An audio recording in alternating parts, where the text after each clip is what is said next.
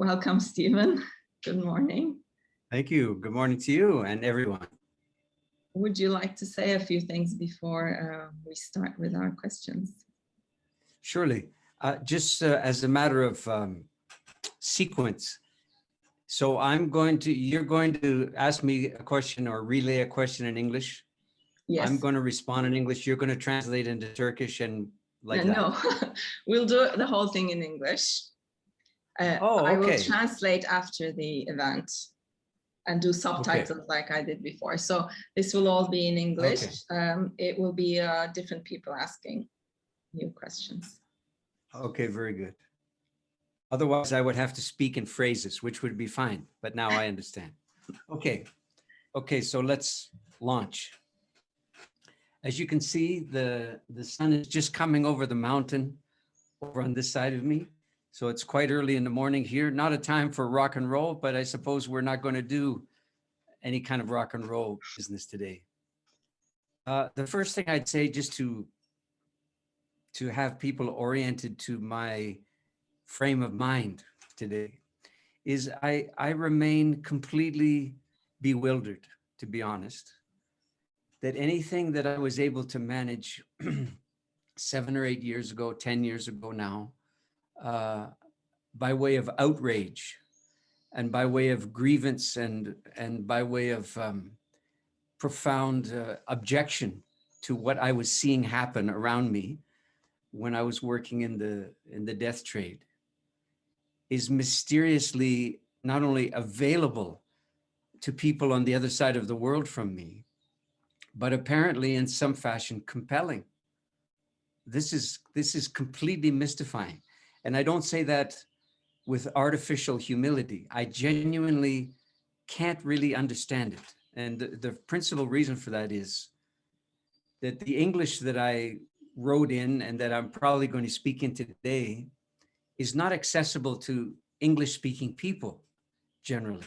I need a translator every time I speak to an English-speaking audience, honestly. I try to do the translation, but it doesn't work out very well. And people are left more either agitated or confounded than they were when I started. And now we have this astounding opportunity to wonder about these things back and forth across the world as we're about to do.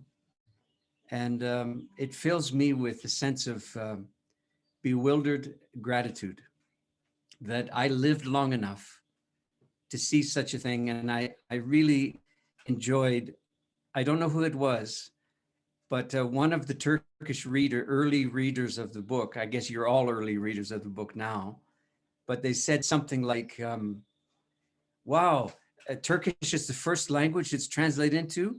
What's with the Europeans? I really enjoyed that. What is with the Europeans? I still don't know the answer to that question, but anyway, they're not in on the call today. We are. So I thank you so much for tuning in.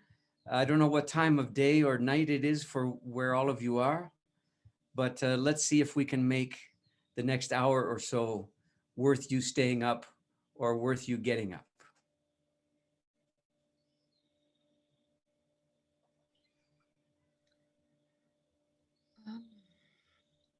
As I was setting up for our gathering today, about an hour ago, I heard of the death of Arife Bıyık, a loved one of us here, of Berna, who who has prepared a question for you. So I want to check in with her to see if she's okay to speak and ask her question. Okay. Okay. Thank you. Can you hear me well? Yeah. Okay. Hello, Stephen. Hello. Yeah. Today, exactly 8 hours ago, my best friend died, and we used to talk about you a lot. She was planning to read your book in Turkish. She got COVID in March, and she was in hospital since then. And this morning, she died. So I would like to dedicate my question and our session today to her, to Arife. Yeah, I will remember her well for the rest of my life. Yeah. My question about, I don't know whether it's a real question, but I don't know, maybe in another format I'm asking it, but my son was diagnosed with a very rare neurological condition when he was 1 year old. And that was 14 years ago. And it was such a rare condition, and no one was able to tell me at that time whether he's gonna live or die. And there was a waiting period of 1.5 years. And no one knew at that time, including the doctors, what's gonna happen to him. And you know that the doctors and hospitals and treatments, which seemed to have no end at that time. And that was the period for me to realize death as a permanent guest in my house. This is how I call it.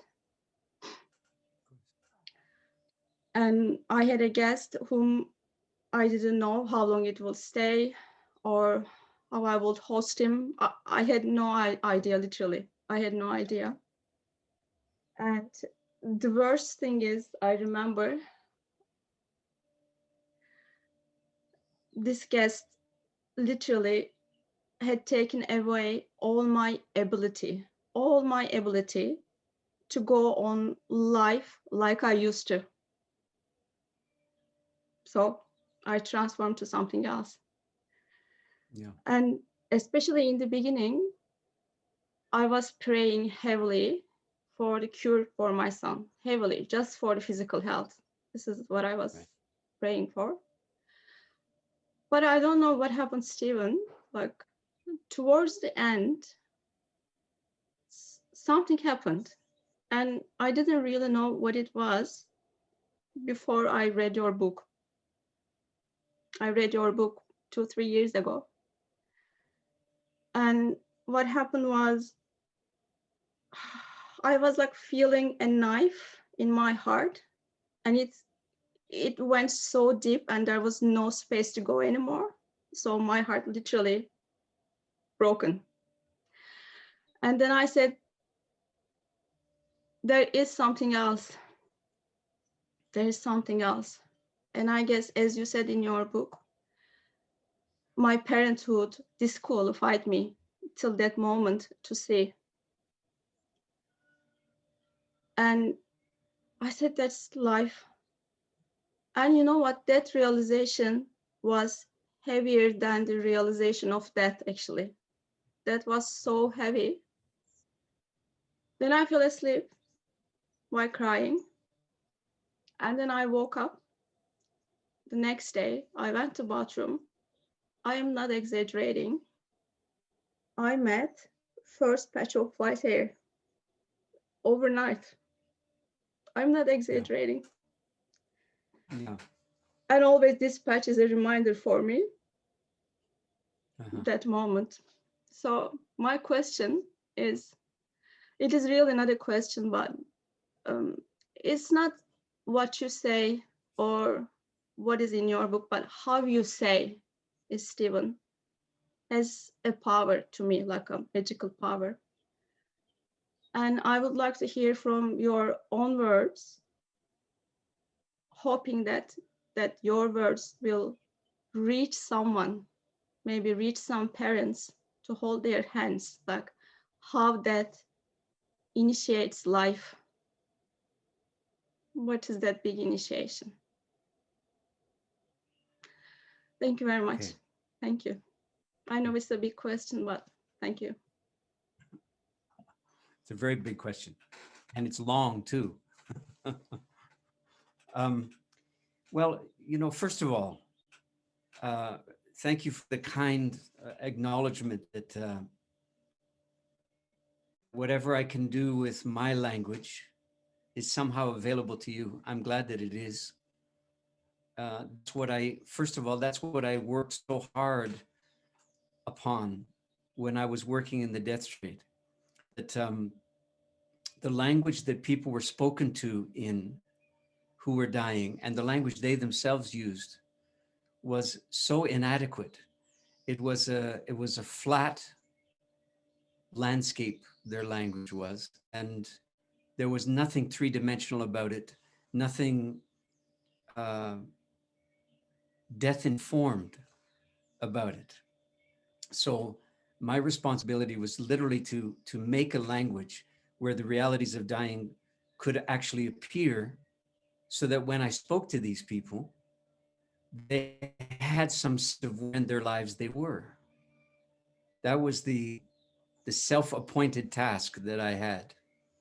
And I suppose the ability, such as it is still there. You use the word initiation a couple of times towards the end. In the English language, this means two things. It means begin in the very simple sense of the term. To initiate simply means to begin. But from a ceremonial point of view, to initiate means to end everything that came before so that something new can finally appear.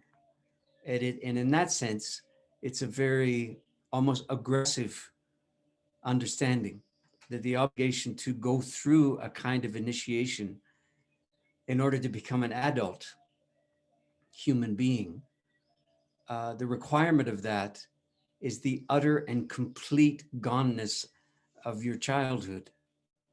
So no childhood goes into the shadows willingly or quietly or calmly. I mean, any of you who've had children who are listening know that kids don't even go to their room quietly. Never mind does their childhood disappear quietly because it's the right time for it to do so. That's not what happens. So childhood has to be ended because it doesn't end voluntarily. Very often in my corner of the world, very often doesn't describe it, so frequently as to become normal, people go from their infancy to their childhood, to their adolescence, to their adulthood with no particular marker that anything has fundamentally changed. It's just what we call growth, a terrible term actually to describe the prolongation of times of life that are long since past. It's a deeply undignified way of going through your life, carrying all the stages that should have passed along with you, like old luggage that you might use and often do use in a really inappropriate way during the rest of your life. So it seems that from time to time, life finds a way of removing your old possessions from you. When this occurs, there's nothing kind about it. There's nothing subtle about it, nothing soft, nothing gentle about it. It's an extremely invasive encounter. I wrote a book called Come of Age, which I doubt will ever be translated into Turkish, a few years ago. And in there, I wrote there's a chapter called At the Foot of the World Tree, withered. And in there, I talked about a sort of a Nordic people's understanding. It's a cosmological understanding that is expressed in the form of a world tree. The idea being that the tree is rooted in the earth and its canopy is in the heavens and it is the heavens at the same time.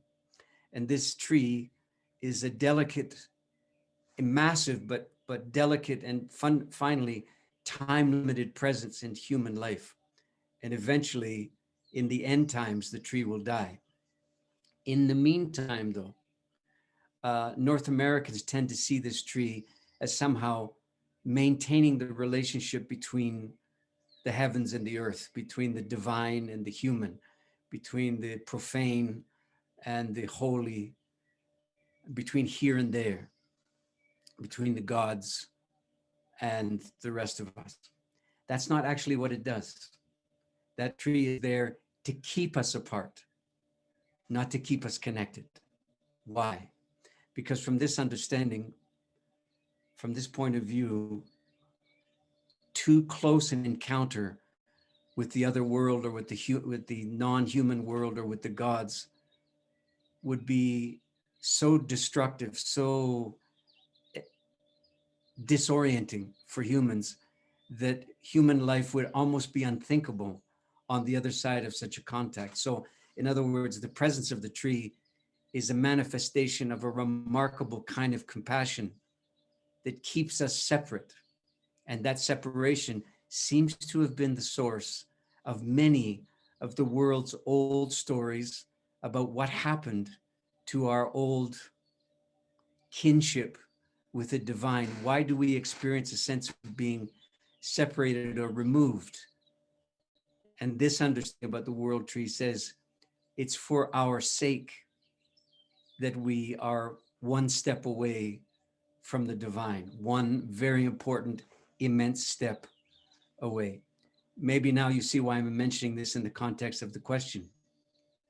I'm not saying that the extraordinary and sometimes tragic sickness that comes to our loved ones is some kind of gift.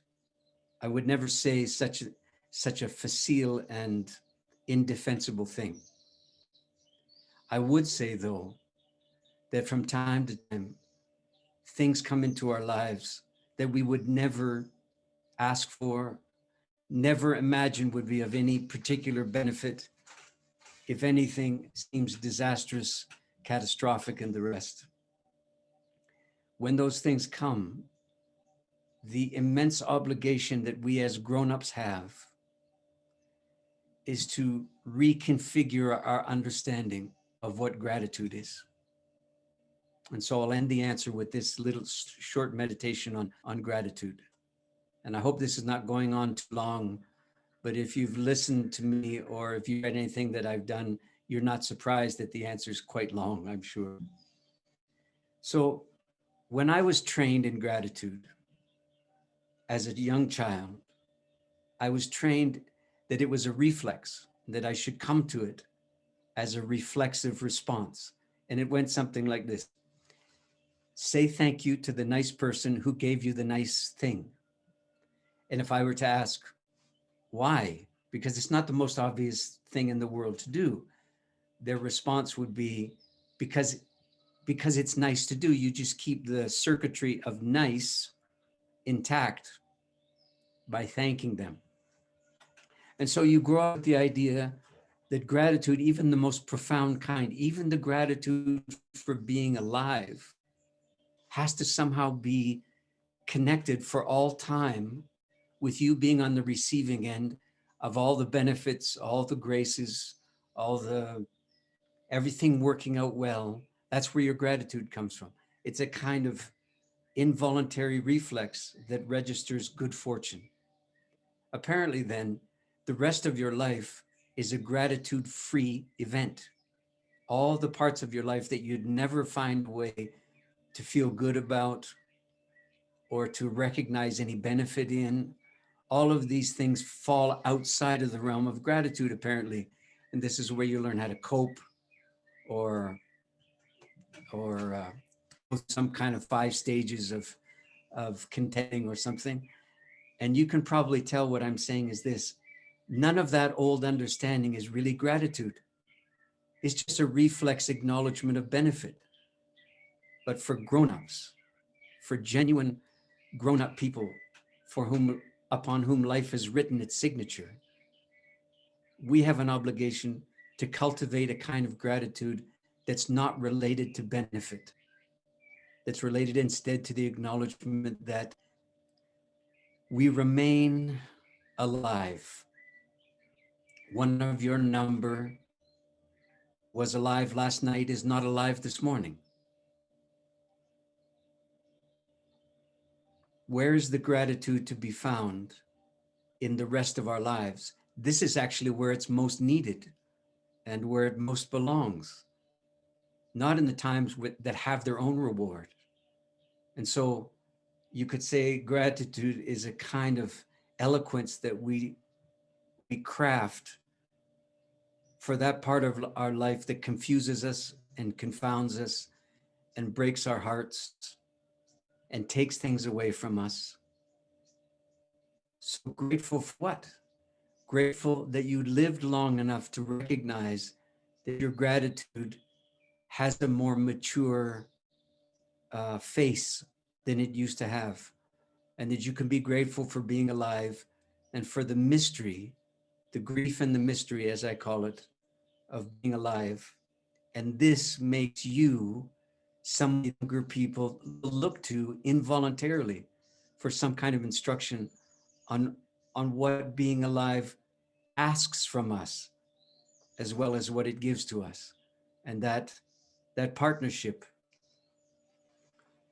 that's what young people deserve to see from older people, the willingness to be a partner to life without always being its beneficiary.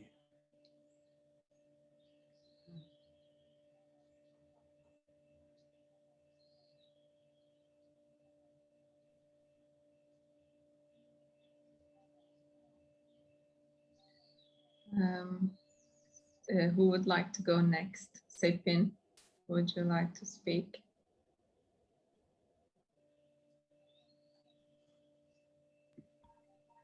Okay. So hi, Steve. It's I'm very happy to see you again, and Natalie and Başak and all my friends here. I haven't rehearsed the question, so bear with me. I don't know how to structure it, and I'll try to keep it short as possible. So we've talked a lot about grief and how grief is very much related to joy, and I mean I've experienced that quite intensely, and quite intensely in my life. How grief has actually made the joy of me. I'm sorry, the banging is my son, but the door is blocked, so sorry. How joy has been unlocked by grief, and also gratitude. And then the thing is, at some point, grief, I think, for me, I mean, that's been my experience, it loses its object. So you grieve for your beloved because he has died, but at some point the object isn't there anymore.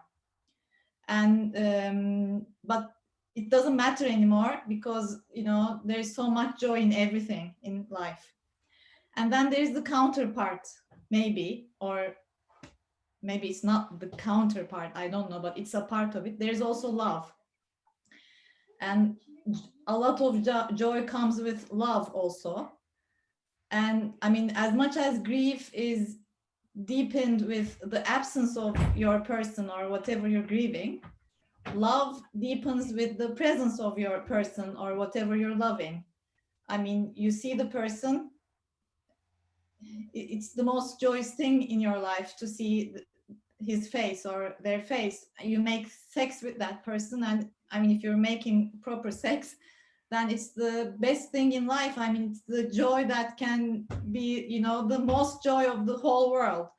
So then this presence of that person and how that relates to joy, I'm so sorry about that, how that relates to joy, kind of makes it an addiction of, you become addicted to the object of the love.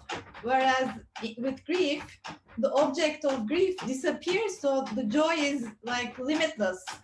But with love, it doesn't disappear as easily, because the more present that object is, the more love there is.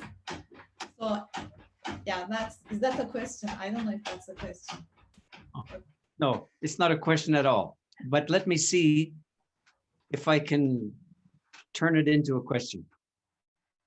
but I'll answer as if you asked me something, okay? Because mostly what you were doing was making a great observation and a kind of advertisement for sex, among other things. So, okay. It's the scenario you described is a really delicate one. And it's not something that I should either contribute to or take apart, okay? So I'm going to try to answer it in a way that is not too, has too much impact on what you've said. Grief, you observed a really interesting and important thing, that grief at a certain point, when you become good at it, doesn't need its cause anymore. Typically, the cause is, in English, we have a phrase that's, people use it over and over and over again. It's grief and loss. It sounds like the name of a business, because you rarely find these words separated anymore. Grief and loss, as if they belong together, as if the only way you can find one is by finding the other first. In fact, grief doesn't require loss in order to occur, right? And at the same time, loss doesn't automatically translate into grief. Loss can translate into depression, into despair. Loss can turn into a kind of autonomic, robotic unresponsiveness to life. It can turn into a lot of things. And people do a lot of destructive things in the course of losing in life. But the sad truth of the matter is that life is mostly learning how to lose. That's what it is. The longer you live, the more you do without.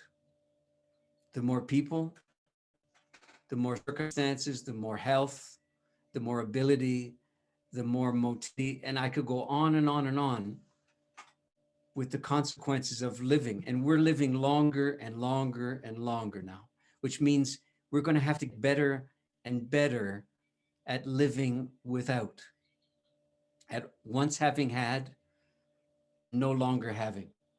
And I can assure you, at least in my corner of the world, nobody who's anticipating a longer life is anticipating more loss to go along with that gift. But that's what it'll mean. So at a certain point, if you're lucky, if you live through it, and if you do your work, that's a very important detail, that grief, especially the understanding of grief, is a project of work, not a consequence of inspiration. Okay, it's mostly, as I would say in a glib way, it's mostly perspiration, not inspiration. So you have to labor over this thing excessively for it to turn into something other than a kind of blunt force, unwanted encounter with life.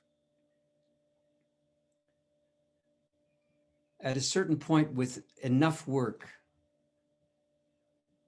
the grief that you were talking about ceases to be a consequence of life, of a certain aspect of life, and instead becomes a kind of unimagined harmonic response to life. In other words, it becomes the sound of things instead of a particular sound that came from a particular time. People will be very worried about you if this is what happens. They'll feel that you're descending into a bottomless pit of despair. And you may have to do that as part of this scenario I'm describing to you. But at the end of the day, this is not despair. This is despair having exhausted itself. And on the other side of that is the ability to recognize how life works and how human life works in particular. And the way human life works is without endings, we have no capacity to be sustained. Every ending that takes place in our life before our own is our God-given opportunity to practice endings. And that might sound strange to people who are listening. I don't know that endings have to be practiced. You might think that they simply happen and you're simply on the cruel receiving end of them and that you just cope instead. But I'm not talking about coping. I'm talking about skillfulness. And what I mean here is that what grief finally becomes is the rest of the story that your joy refused to acknowledge when it was young and untested and without much understanding. I mean, all of us will remember a time in our lives when joy seemed, quote, easier to come by. Well, the reason it was easier to come by is you didn't know much. And the things you did know, well, they were a young person's things. And typically, grief is not a young person's experience. It's not to say that young people can't experience grief, but in terms of a kind of life stage, most young people's lives are taken up with finding a way to get lost in the eyes of another person. And of course, those of us who are older know, well, that's a good arrangement for grief inevitably to have its way with you. That's true too. But as a young person, you don't know that. Your job is to try to get lost in either in yourself or in the eyes of another person, typically, or in these days, in some kind of political or social justice rampage, where grief is nowhere to be found, where anger or love in their more pure forms are more believable. But grief is deeply impure. Grief is the combined chemistry of life working out and then going otherwise, and then not needing to work out as it once did. I have no idea if you're able to follow the point that I'm trying to illustrate here. I suppose I could sum it up by saying the beauty that accompanies grief is exactly as you described. It no longer needs its principal cause, and it doesn't need loss, so that you can contend with your son trying to get into the room because he resents the fact that you've locked him out in order to have this conversation and in order to be able to ask the question. So at the moment, he just feels excluded and he demands to be included. Someday, you may tell him the story of the time when you broadcast his bad manners across the whole planet. And he may laugh about it, or he may be embarrassed about it. But at the end of the day, he'll recognize, well, this is what children do, because the entire world is as big as what they want or what they're afraid of. And the beautiful thing about getting older is that the world gets larger and you get smaller. And there's a grief that attaches to that too. Finally, you begin to, if you're lucky and if you work hard, some kind of companionship between love and grief begins to insinuate itself into your days. Companionship will never leave you alone. And the understanding that comes with the companionship is basically something like this. You'll recognize a kind of formula from, I think it's in Daiwise. The gist of it is that grief is a form of love. I don't think anybody is confused by that or would really object.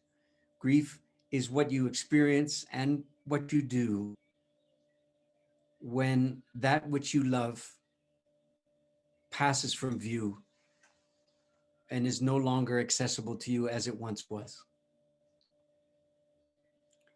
It is very difficult to recognize that love is a form of grieving too. Love in the present moment, with all its infatuation and all its attachment and all its magical belief in an uninterrupted future, is a kind of grief. When love is mature, it's a way of grieving, a particular way of grieving we reserve for that which has not yet passed from view, which is still here. So how can you possibly grieve that which is still here? Answer is, you acknowledged that its passing is inevitable. Like your passing is inevitable, like your ability to grieve and to love, the passing of those things is inevitable too. So the question doesn't become any longer, what'll I do when I stop, when it no longer is there for me, when finally I stop altogether? The question becomes, what shall I do until then? What kind of life will I live now that its endings and its frailties are fully present for me? And there's a certain magic, adult magic, that ensues from that. In other words, I'm saying to you, in answer to your question, yes. That's a long way of saying yes, amen.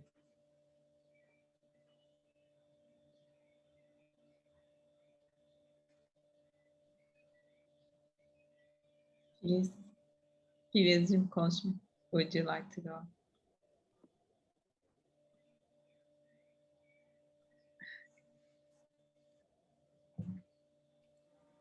There we go. So hi, Stephen. Greetings from southwest corner of Turkey. I hear the birds Yes. of your corner, Oaxaca, and I was listening to the nightingales courting songs before I joined this call. I'm a bit intoxicated, and I also, in that exquisite beauty, I taste that sadness of, yeah, this is here now and won't be there very soon. They just sing for a few weeks every April here. I want to start with a short poem, and it's not seemingly relevant to my question, but anyhow, I love this poem because it reminds me of this beautiful dance of life and death. It's from Rilke. It's called Widening Circles. I live my life in widening circles that reach out across the world. I may not complete this last one, but I give myself to it. I circle around God, around the primordial tower.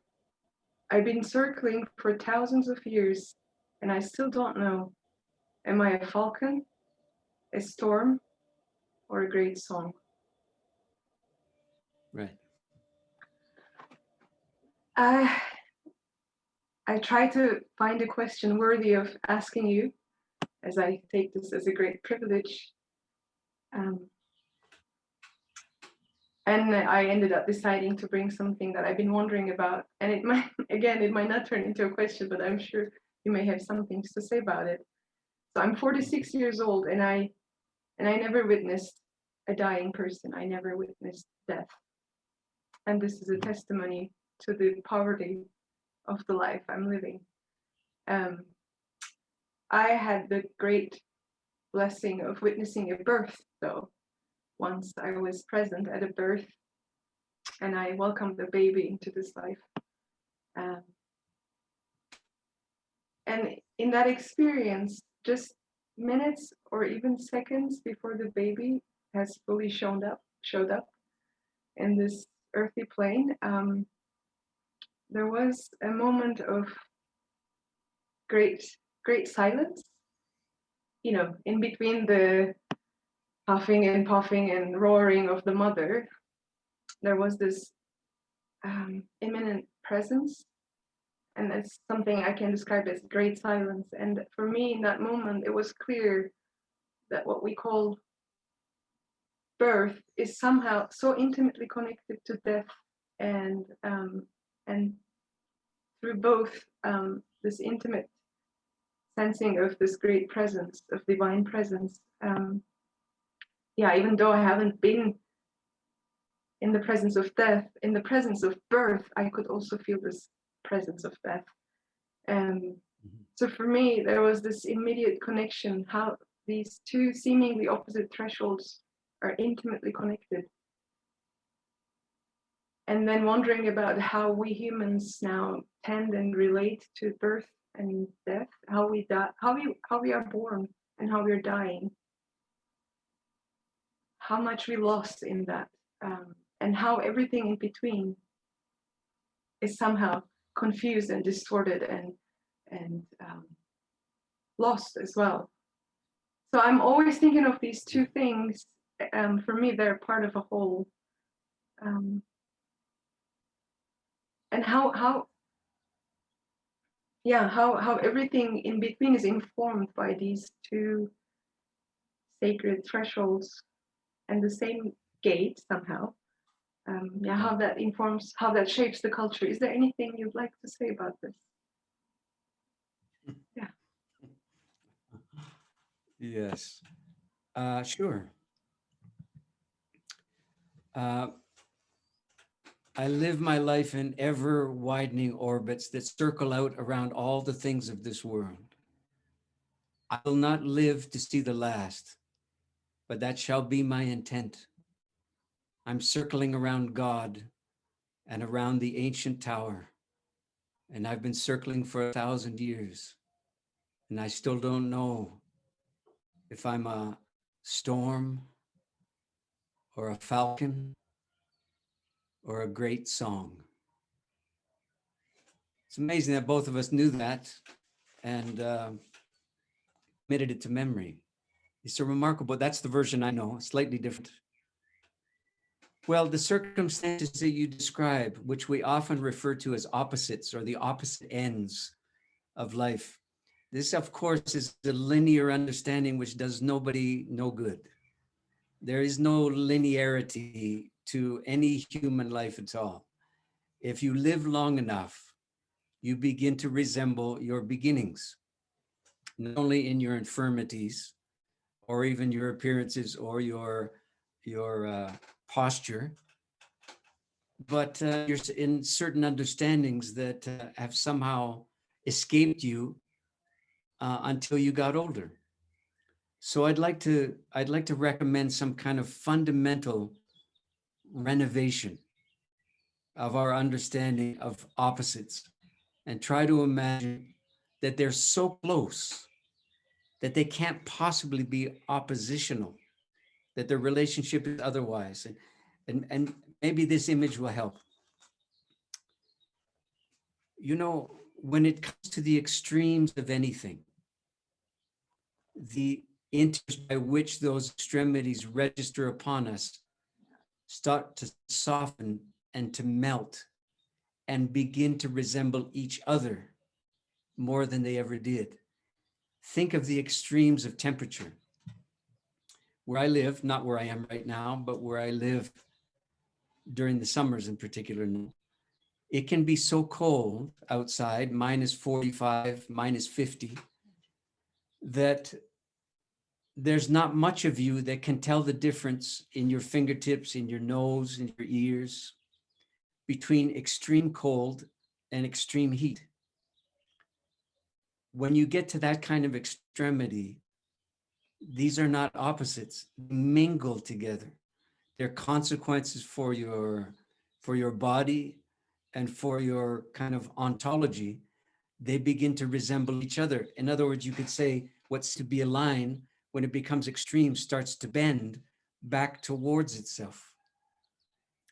And the ends or the poles become, their old kinship gets remembered and announces itself again. And if this is true of thermodynamics in human life, it's probably true of psychic dynamics in human life as well. And it's no news to anybody listening that when you approach the intensities, the intense emotional realities of your life, you're less and less discerning about how you respond to them, and you keep them less and less separated. So the intensities of hatred begin to recognize the intensities of love and attachment. And even though we're desperate to try to keep them separate so it's not so confusing, you know full well when you're in the grip of one of those immense and intense human experiences, you're capable of a lot of extreme behavior that the rest of your life forbids. So it's an important and remarkable thing, I think, to not lose track of. Then you apply it to the non-question that you were not quite asking there a few minutes ago. And you realize, well, of course, birth and death are what they are is not opposites. They're twins, right? Which is to say, the nature of twin is wherever one appears, the other one is there by inference at least. In other words, you could say where one appears, the other will eventually appear. And the needfulness between the two becomes more available to you than it used to be. Once you give up on the idea of opposites, you no longer require opposition. We refer to the person we married, at least the English phrase is, as your better half. That's another example of the thing that once appeared to be oppositional turns out to be congenial instead. And then finally, just off the top of my head, as you were talking about the birth that you were lucky enough to be present for, and the stillness, which doesn't require silence to be there. It's an amazing encounter.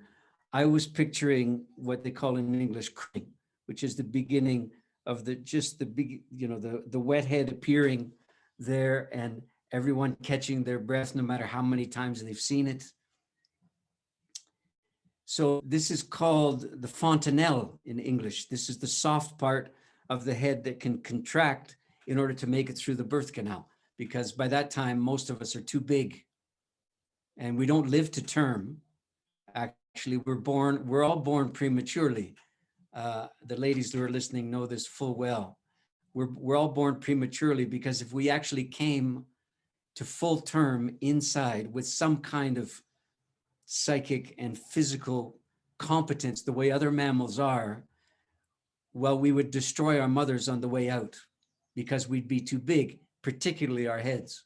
So our heads are built to collapse, right? And that's what the soft spot is, which is a real source of vulnerability in the first weeks and months of life. It's also a way by which you made your way into this world. And it has to grow hard in order for you to stay. Another way of saying that is, as long as it's soft, you could imagine having a memory of a time before you were here. Because that's what a birth is to the newborn, isn't it? It's not a new beginning. It's a disastrous, calamitous, catastrophic death. It's the death of everything they knew, everything that sustained them, every way by which they lived their little amniotic lives. And it's all gone. And they had no choice. And nobody asked them if they minded or if it's okay for them to come and visit this arid, mysterious, and frankly cruel world. Anything that we promise to them doesn't begin to compensate them for what they lost by coming here among us. And it seems to me that when this grows hard, the memory of that loss somehow leaves us. And probably the architecture of that is an architecture of compassion, because I'm not sure that most of us could live the memory, the ongoing memory of how it was before we were born and we came here and we were obliged to make our way.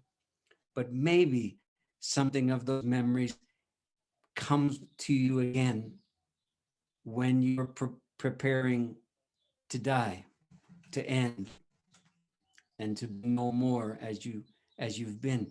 Maybe those extremity of those times begins to bend towards your beginnings, such that your beginnings and your endings are can't be separated anymore. And the time in between is basically a time of amnesia about these matters, occasionally interrupted by a reminder that life provides you that it hasn't always been this way, that you have not always felt that you belong here, that you've not always seen this as your one true home. And all of those understandings actually come from somewhere else. And your dying time, among other things, is a chance to remember. And the extremities of that loss begin to resemble the extremities of what you're saying goodbye to. And that's what dying could be.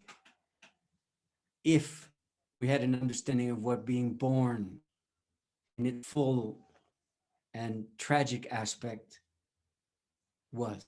If that memory was intact, I'm almost certain that culturally speaking, we would have healthier kinds of dying.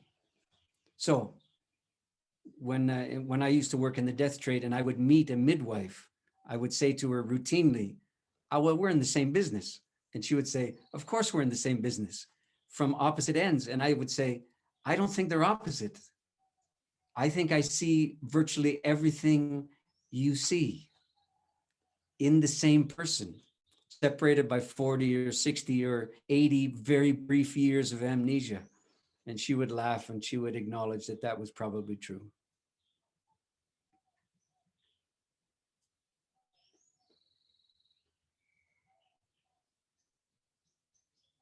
I think we have a related question from Aslı. Well, hello from Buenos Aires, first of all.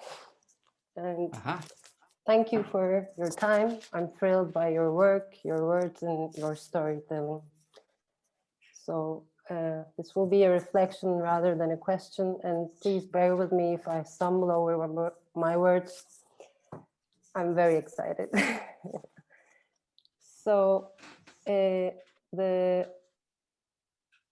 we start dying the minute we're born. Since I started internalizing this fact, the meaning of the dead ones of my people have changed immensely. I accompanied lots of them on their deathbeds, and a few of them I couldn't because they died in accidents. And thanks to your work, the meaning is still shifting.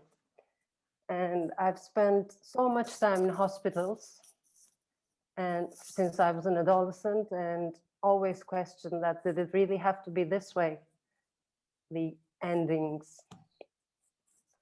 So amongst all these deaths, when I chose to become a mother, I knew what kind of birth I wanted to give exactly. A natural one, if possible, without any interventions, rituals, etc. And I was lucky enough to get what I wanted on that case. It was a beautiful moment. And now, coming back to death, I knew what I wanted when I was giving birth, but I know what I don't want when that very moment comes. Not only for me, but even for my son, maybe. That may be too harsh, but yeah. So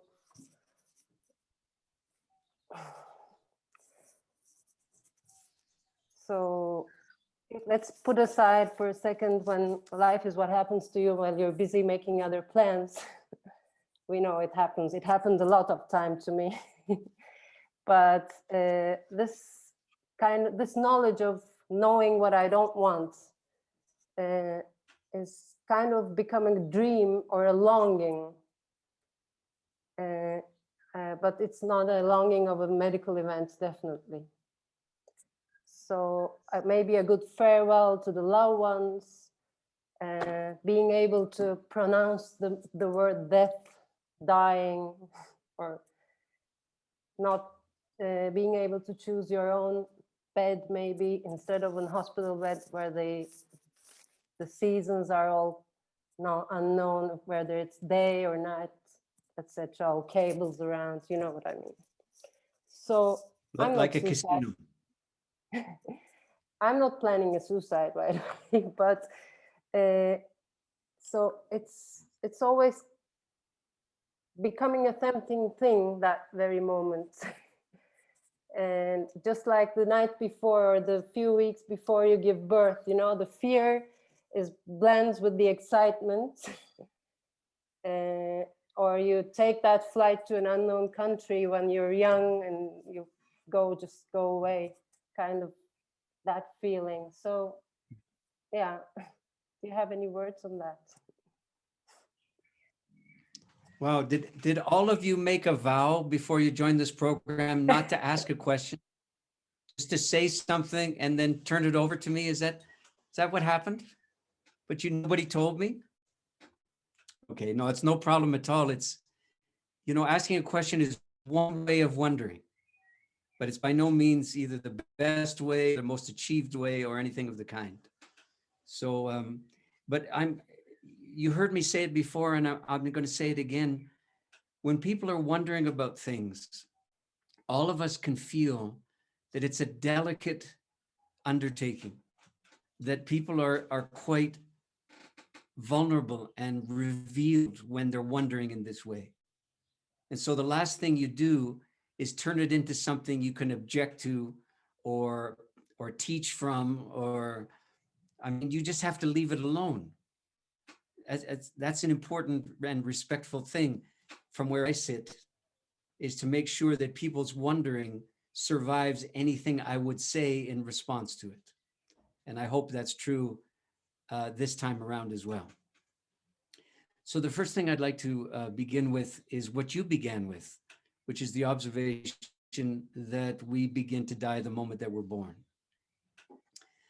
I appreciate the attraction of the idea because it's neat and it sounds spiritually sophisticated, and it seems to work, and it has a degree of self-evidence of it that probably makes us feel spiritually achieved when we say it and when we share it with other people. So you can tell I'm going to object. And here's why. I'm fairly sure that the idea that we begin to die the moment we're born is not as old as human beings are. I'm fairly sure, not completely convinced, but I'm fairly sure that this is actually a fairly recent, in terms of human history, a fairly recent idea, or I would call it calamity. And I'm fairly sure that it actually comes from the advent of machines among us.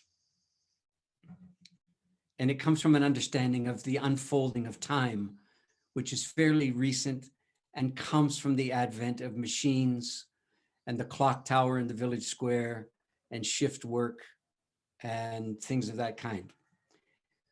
You know, it was the nature of machines, even the most basic, earliest machines, that they had a kind of entropic aspect to them, which is to say that you had to fire them up or energize them. And in the act of doing their work, that energy dissipated. So this is a very attractive analogy for, quote, life, that somehow it has to build up a certain momentum, which is perhaps the first 9 months. And then we explode onto the scene with a kind of unrestrained, almost radioactive amount of energy that, well, it just dissipates over the course of 30, 60, 70, 90, or however many years we end up having. And by the time we die, we're just like that. So in other words, it's a very mechanistic way of understanding what life is. And to my mind, it's not that compelling. It answers a lot of questions, but it kills off the questions rather than answers them. So here's the consequence as I saw it in the death trade. If you keep saying we begin to die the moment we're born, what it means is across the range of all the people who are checked into this telephone or this conversation we're having, across all the range of all the people that you know, across all their generational divides, we're all in the same boat all the time. That's what it means. It means fundamentally then that there's essentially no difference at all between the person laying in the bed in the end stages of asphyxia with COVID-19 and you and me sitting upright, having this back and forth across the airwaves, being able to breathe deeply, and the rest. That's fundamentally what we're saying, that there's no difference between a person who's dying and a person who's living, that it's all the same thing. So I just object formally and officially and strongly to the idea. Here's why. I was there long enough for as many deaths as I was to come to the understanding that there's a reality called dying, which is not another day at the office of being alive. That the realities of dying ask something of you that the realities of living could not. Or I put it differently, the realities of dying ask something of you that the habituated continuance of life did not. And I would dare say most of you listening to this know what I just said from personal experience, and that's why you're in on this call, because you've had a brush with the very thing I described, that the realities of dying do not resemble the realities of habitual continuance of getting up and going to sleep and getting up and eating your cereal and doing it again. That it's one of the realities of dying is you can, if you were able to, count the number of times you'll be able to do that, right? And most of your sense of habit gets to finally die away before you do. So it's a tremendous, very challenging proposition then to allow the distinct possibility that dying people are, in a certain sense, a different tribe. That is, they've had the opportunity to see something that those of us addicted to waking up in the morning fail to see day in and day out. And that is, among a host of other things, the fact that this is going to end lends some quality to the rest of the days allowed to you. And the sense of urgency that can come with that seems to be lost, for the most part, on people who expect to wake up every day or wake up every day expecting to live. A very soft objection to the way you began. And honestly, I got so lost in trying to do justice to that difference between being a person who's living habitually and a person who's dying intentionally that I've forgotten most of what you said in its content. So forgive me for that, because you worked very hard at putting it together. But I would just probably end my response by saying, I know that there's a strong feeling of wanting to draw the realities of dying back into life, so that dying is not looked upon as anti-life or hostile to life or the annihilation of life. And I'm all for that. But I'm suggesting to you that you don't achieve that by saying that dying is, quote, no big deal, because it's just another thing that humans do. And we've been practicing for our entire lives for that day. I can promise you that I would never have had a job in the death trade. And there never would have been a book called Die Wise in either your language or mine if it was true that people had been practicing their whole lives for their dying, which I think is what the phrase "we've been dying since the moment of our birth" should properly mean. But it's not actually what happens. What happens is, in my corner of the world, in Anglo North America, people practice every day with the illusion that there's more days. That's what they practice. They practice the non-ending of things. And I'm fairly sure that the kind of undigested Buddhistic understanding that we're dying every day, when Westerners take that upon themselves, at least, and don't investigate it very deeply, they end up employing that understanding as a defense against the realities of dying, as some kind of insurance policy that says, don't worry, when you're dying, it's the same as everything else because you were always dying. But you weren't always dying. And you'll find that out when the dying kicks in for real and you begin to realize that that's who you are and that's what's becoming of you. And it's something else. It's the rest of the story that hadn't been told yet.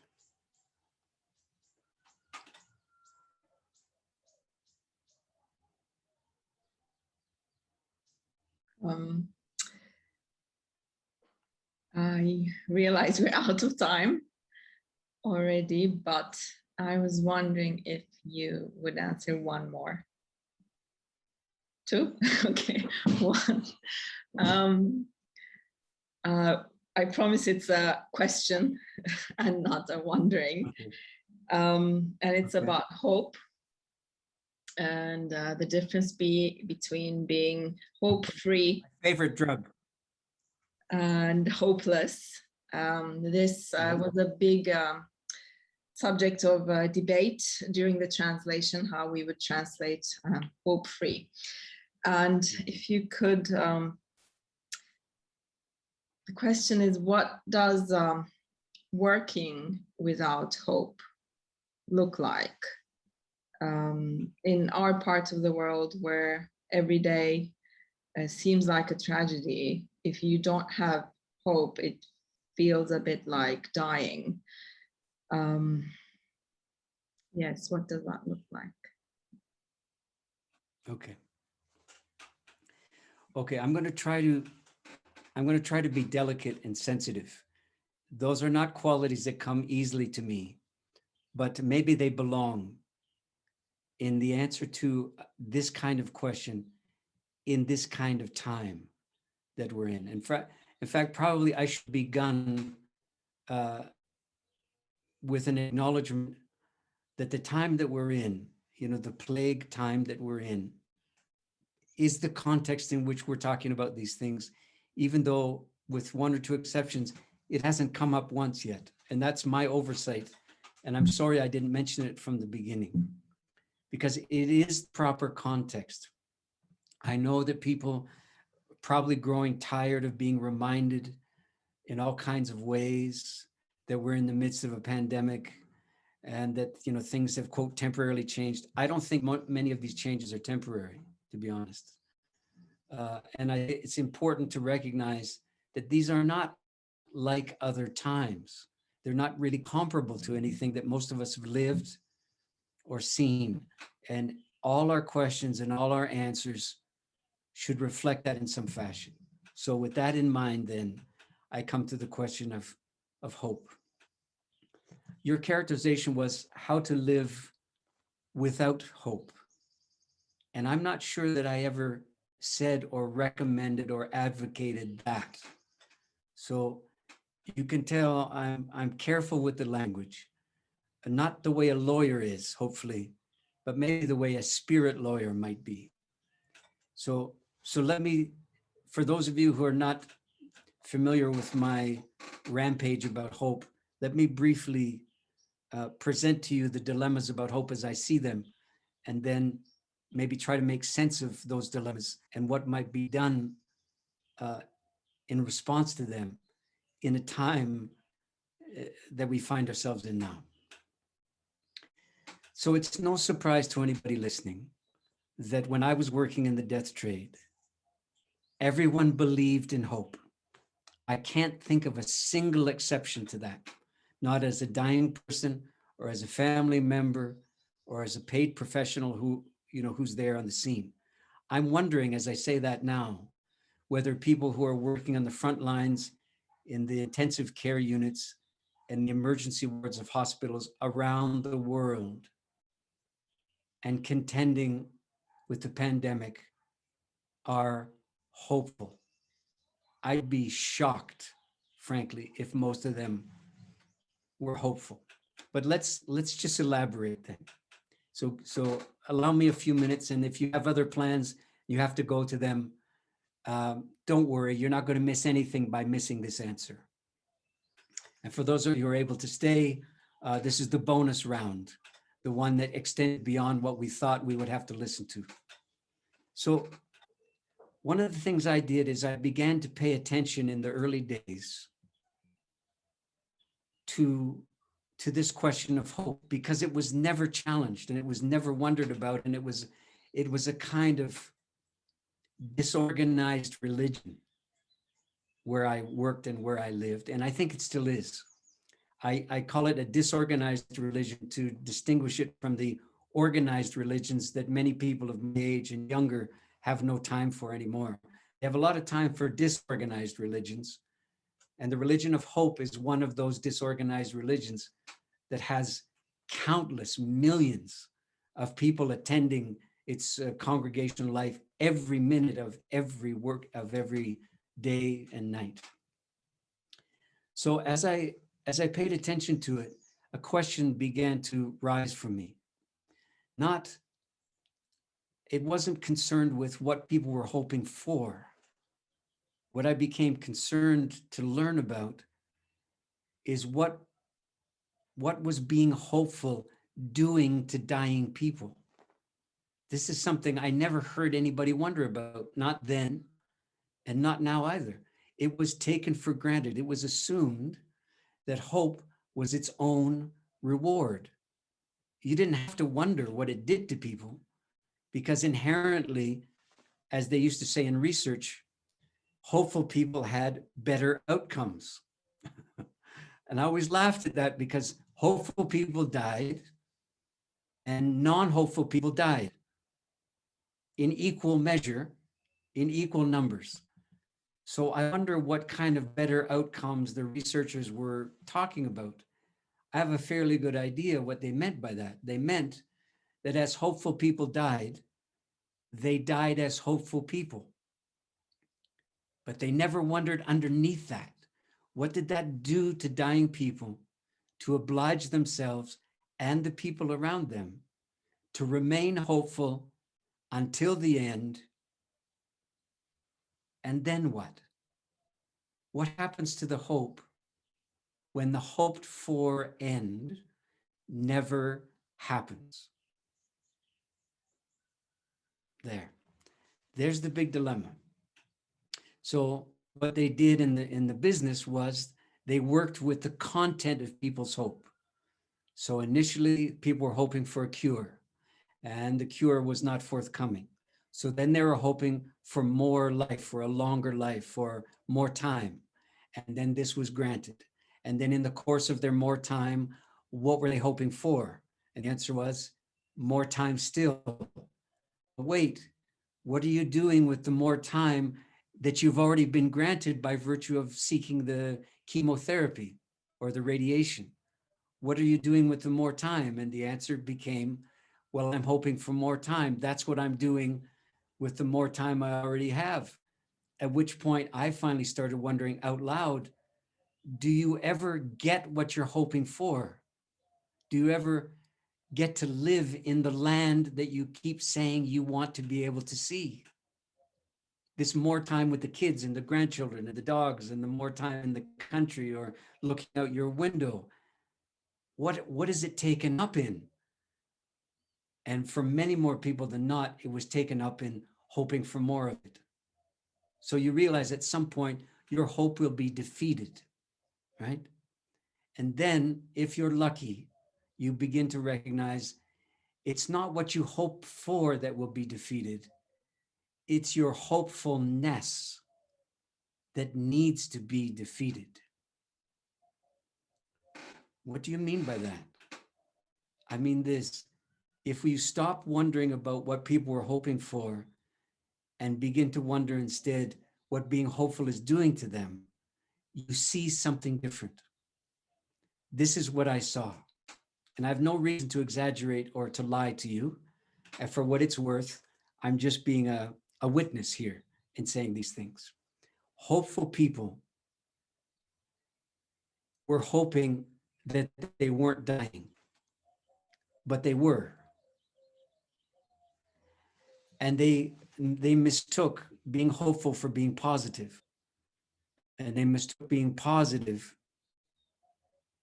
for being life-affirming. And they mistook being life-affirming for being anti-death. And it's a terrible continuum to establish yourself within, because these people are dying the whole time. Their death would always be talked about in the future tense, which is a terrible, misleading thing to do to dying people. If you talk about their death in the future tense, you're exempting them in the present moment from the obligations of being a dying person and taking upon themselves the etiquette, the self-understanding, and if I could put it this way, the philosophical or the existential project of resituating yourself in your life at its end instead of somewhere else. So in other words, your job as a dying person is forbidden to you if you're obliged to be hopeful. Here's what I mean. Oh, this is turning into a very long answer, obviously. So hopefully now you're getting your money's worth of joining this conversation. So we're sitting here, I'm doing most of the talking, but let's just be kind and say we're having a kind of conversation where I'm imagining you in trying to respond. There's many things that are required for us to have this conversation. We need this technology, this devilish technology, as I call it. I can see you if I put my glasses on across the top of the frame. We need to have a shared understanding of the English language and the Canadian version that I'm speaking in. That would be really helpful, obviously. But there's one thing we don't need to be able to do this, and it's hope. In other words, none of us sitting here right now are hoping that we're sitting here right now having this conversation. We may have some hopes about where it will go or what I'll say or how I might be able to fix things or offer some solutions, but we don't need to hope that we're here doing this. It's completely unnecessary. And I'll dare say you never thought of it. You never sat there during the course of this hour and however long it's been and said to yourself, gee, I hope I'm sitting here and I hope he's there and I hope he's saying something. You never had to hope it. It happened anyway with no hope at all. So we've conducted ourselves for the last little while basically free of hope, recognizing that hope in all its strange forms and limitations is of no use to us. It's not a requirement. And we're about to sign off in a couple of minutes, and the chances are good that the hope will reinvest itself in our collective lives, take up its old place, and start bossing us around again. So, hope is about the future. That's the point I'm making. When you're hoping about something that's not yet. That's your orientation.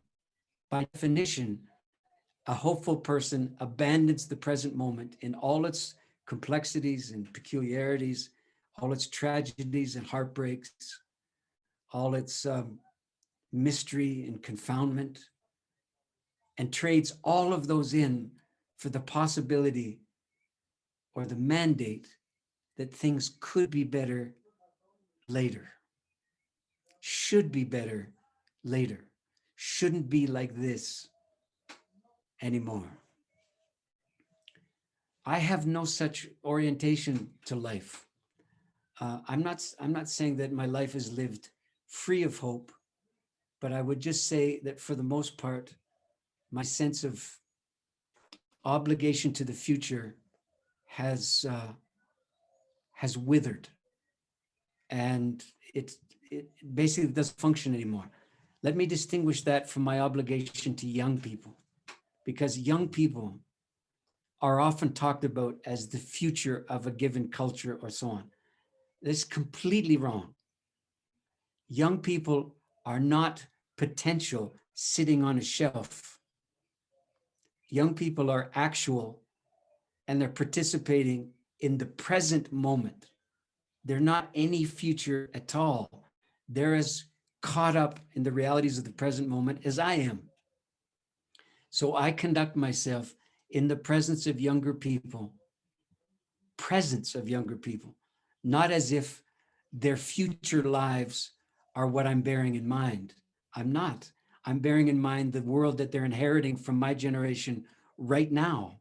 And it's one of the reasons I'm speaking with you about these matters beyond our time limits and all those kind of things, because I'm well aware that whatever life they will live will be lived in the shadow of what my generation did and failed to do. That's the present. That's true now, you see. So I guess I'm pleading on behalf of and for and to young people in particular to consider the real possibility that insisting on being hopeful before you take up the political and social and intellectual and emotional and spiritual work of trying to make a better day for this world of ours. Sorry, this is a very long sentence. That insisting on being hopeful in order to do that is the same as insisting on getting paid for doing a job you haven't done yet. Okay? You don't need hope to work on behalf of a better day.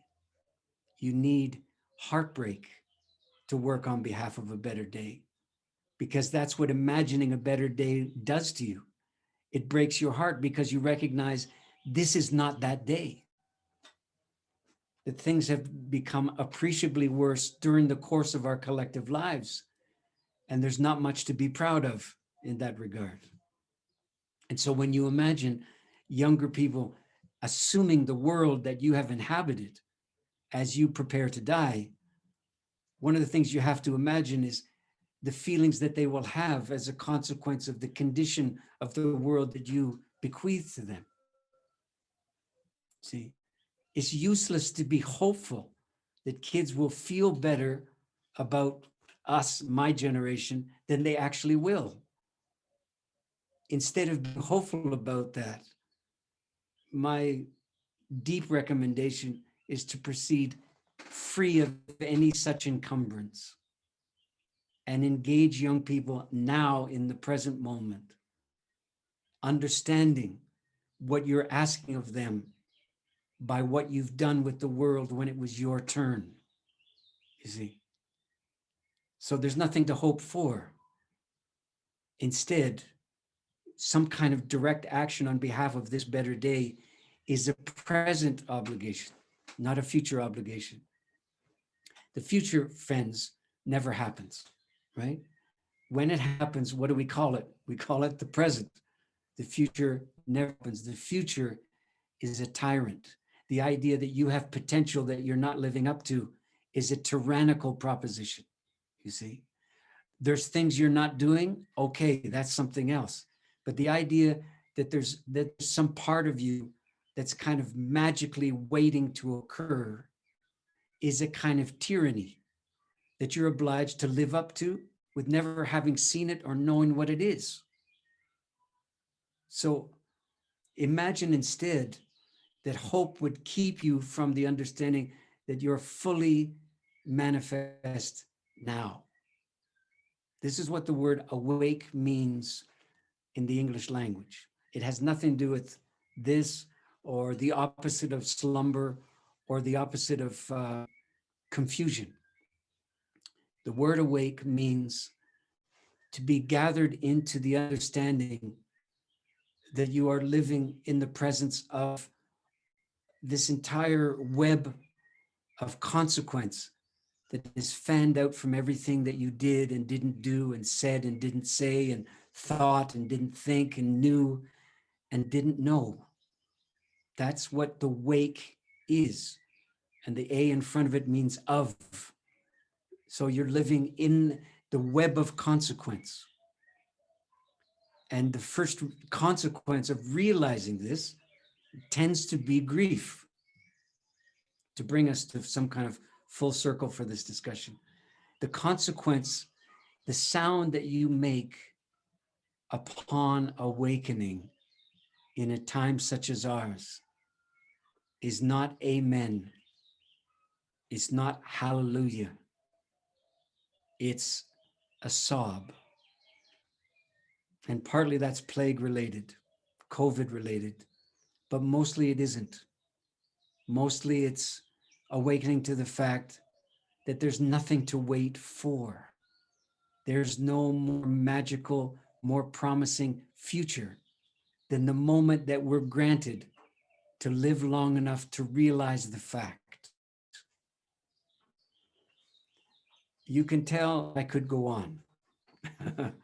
And I've been deprived of being on the road and performing and speaking and all of that. And you can tell my deprivation is showing. Now I have no restraint anymore and no ability to cut myself short or to be respectful of the time limits that we all agreed upon. So I'm guilty of all of that. What you're looking at is an older guy wondering if after 15 or 18 months of forced idleness, if he still has anything to contribute to the circumstance. And so this is me just trying to figure out if I do, and I'm talking myself towards an answer. So forgive me for my self-involvement in that regard. And I suppose what I'm doing now is saying goodbye. And so I'll do that, and then I'll turn it over presently. You know, I want you to know that it's no joke, the last things I said. Like you, I had my entire planned life disappear. I had a 70-city concert tour over 4 continents that was going to bring me to Istanbul and other places with my band last year. Of course, it's all gone. The likelihood that it's coming back in that form isn't great, and no hope in that regard. What I'm doing instead is trying to maintain my readiness, just in case I'm wrong about the whole thing, just in case I get to do it again.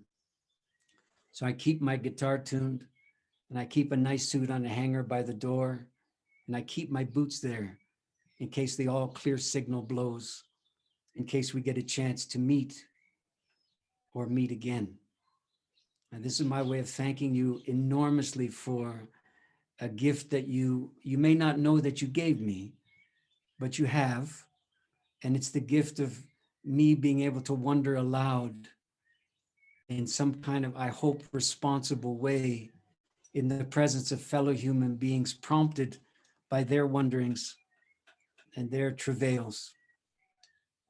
And for a few moments, I guess, to lay down the world of our differences long enough that we can mingle, as I feel like we've done, and I'm fairly sure that we've done, and that I could be encouraged to imagine that everything that I was allowed to see and that I was let in on, not just in the death trade, but certainly during those times, continues to have some kind of little life that can, in some quiet and indirect way, have some benefit or some meaning for people who were not there at the time. And that's what you've granted me, the possible assurance that everything I've been allowed to see hasn't grown useless or irrelevant, and it's not gone. So I'm just going to put my glasses on and have a look at y'all, and I'll sing. Oh, there you are. Now I can see you quite clearly. Look, all those faces. This looks like the Hollywood Squares television program, doesn't it?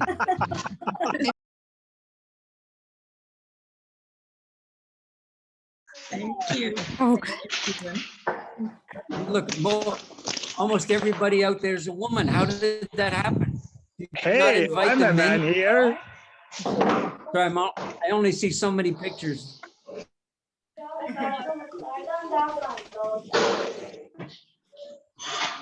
Hello, Stephen. I'm a man here. Good, that's two of us.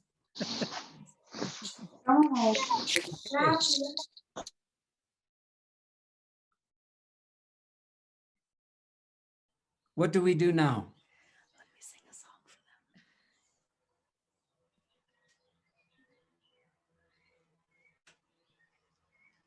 Did I hear sing a song? I don't know. What's that? That's what you want to do? Okay, Natalie wants to sing you a song. Yes. So I'm going to listen to it. We would love that. Thank you.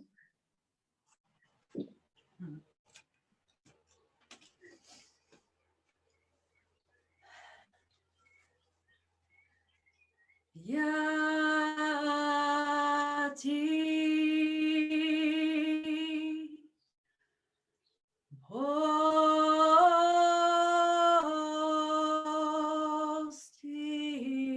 Hostila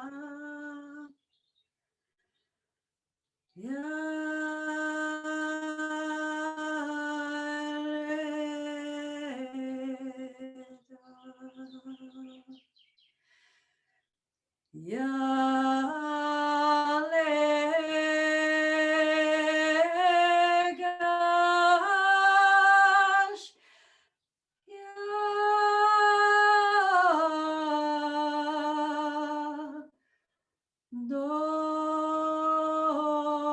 Deutsche Woda.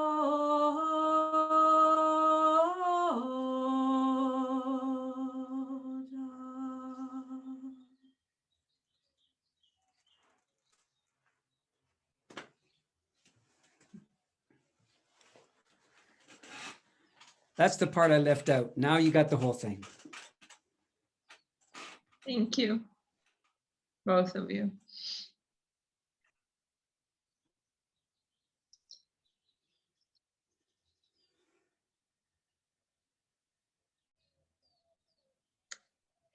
I'm ending the call if nobody wants to say anything. Thank you, Stephen. Thank you too. See you next year.